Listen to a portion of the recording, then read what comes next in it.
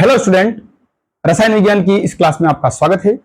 Student, अब तक की क्लासों में हमने जैसे कि हमने बात की थी कि परमाणु के मूलभूत कणों के बारे में हम विचार कर रहे थे, यानी कि इलेक्ट्रॉन की खोज के बारे में हमने विस्तारित रूप से अध्ययन किया। उसके पश्चात मूल्यांकन की तेल बूंद विधि के बारे में हमने अध्ययन किया। अब स्टूडेंट, परमाणु के कुछ मूलभूत कण होते हैं जैसे कि न्यूट्रॉन है, प्रोटॉन है, इनकी खोज किस प्रकार हुई उसके बारे में हम बात करेंगे आज इस क्लास में। तो स्टूडेंट, आज का जो हमारा टॉपिक होगा, सबसे पहला टॉपिक होगा कि प्रोटॉन की खोज। प्रोटॉन की खोज।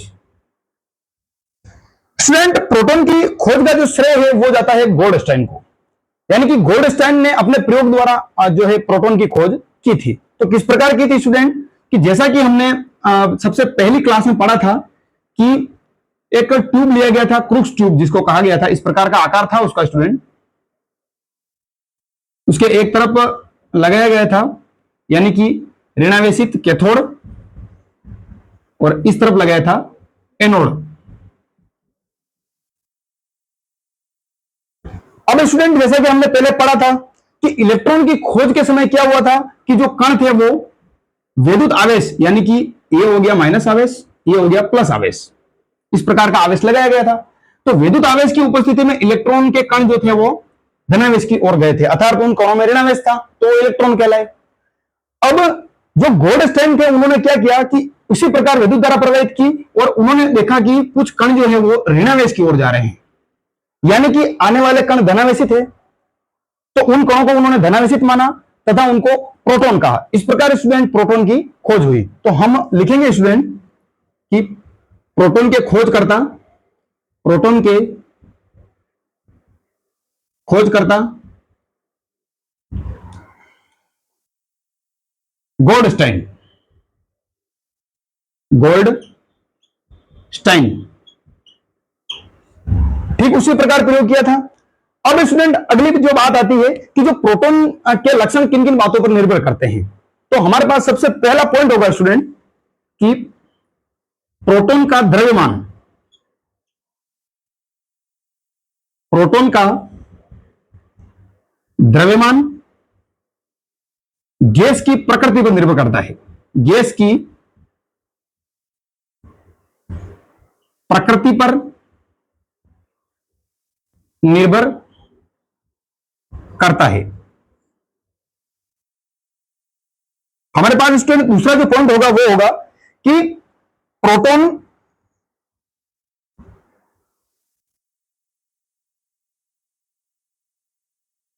का द्रव्यमान तथा आवेश का अनुपात, आवेश का अनुपात भी गैस की प्रकृति पर ही निर्भर करेगा। गैस की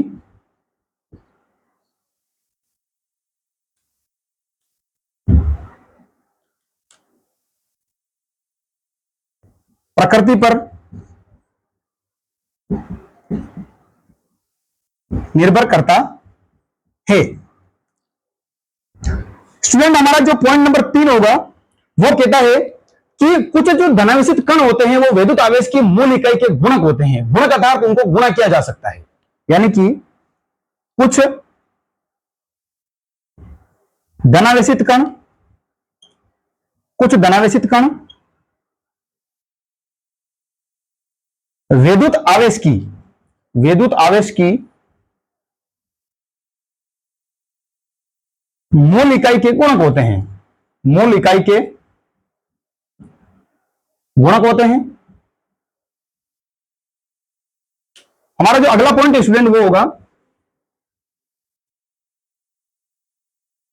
कि पॉइंट नंबर 4, प्रोटॉन का व्यवहार। प्रोटॉन का व्यवहार वैद्युत तथा चुंबकीय क्षेत्र की उपस्थिति में इलेक्ट्रॉन के विपरीत होता है, विपरीत होता है।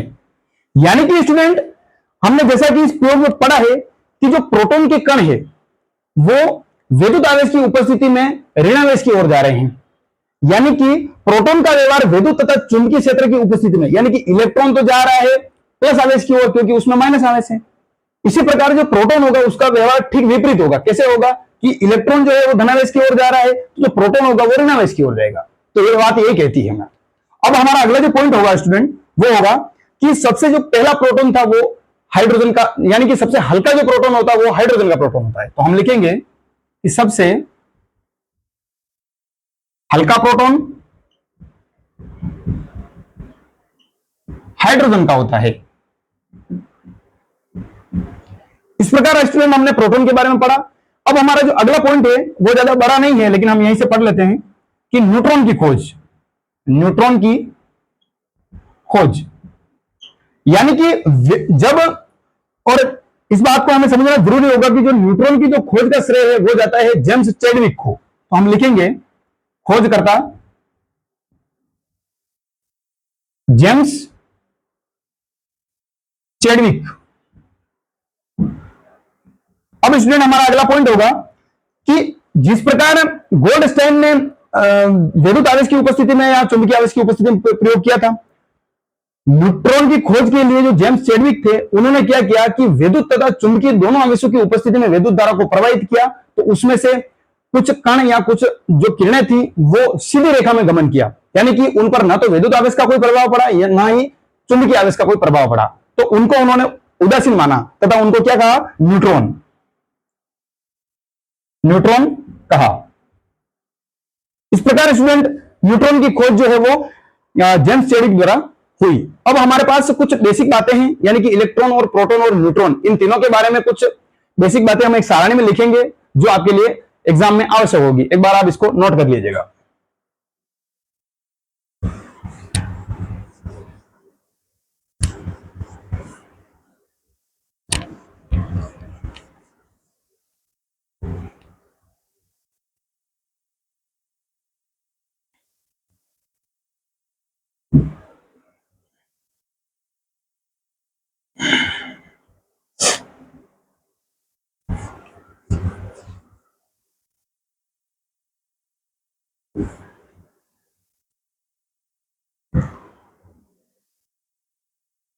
मूलभूत कण, मूलभूत कण, उनका प्रतीक परम आवेश, परम आवेश, उनका सापेक्ष आवेश, सापेक्ष आवेश और द्रव्यमान। स्टूडेंट हमारा पहला मूलभूत जो कण होगा वो होगा इलेक्ट्रॉन, दूसरा होगा प्रोटॉन और तीसरा होगा न्यूट्रॉन।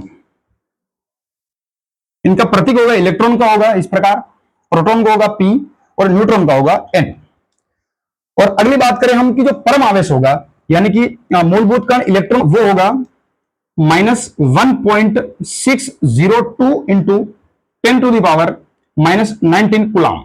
इसी प्रकार प्रोटॉन का होगा +1.602 इंटू 10⁻⁻19 कूलम।